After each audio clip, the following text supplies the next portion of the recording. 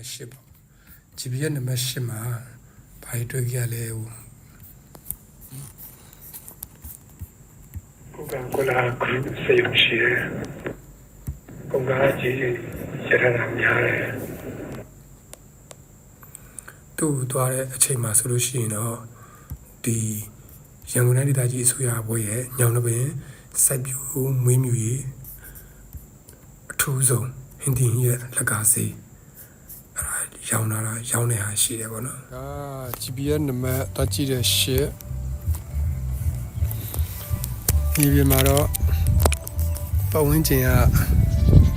မြေကွက်တွေတောင်ရိုက်ထားတာတွေ့တယ်မီးတိုင်တချို့လည်းစိုက်ထားတာရှိတယ်ပတ်ဝန်းကျင်မှာလည်းစိုက်ပျိုးရေးလုပ်နေတယ်ကွန်ကရစ်လမ်းလေးရှိတယ် GPS အနေနဲ့ကြည့်မယ်ဆိုလို့ရှိရင်ဒီတိုင်းမြင်နေရတယ်ရွာနဲ့နီးပြီးတော့စိုက်ပျိုးဖို့တော့အဆင်သင့်မြင်နေတာကိုတွေ့ရတယ်အဲ့တော့လောက်ကွက်နံပါတ်8ကဒီနေရာ Head south. It's about 12 meters to your destination. ဒီမှာလည်းကြည့်မယ်ဆိုရင်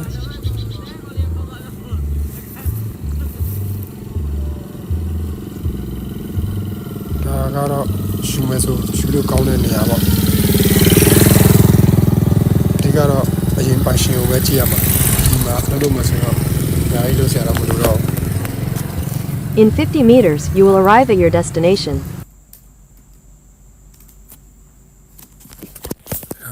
ဒါ GPS နံပါတ်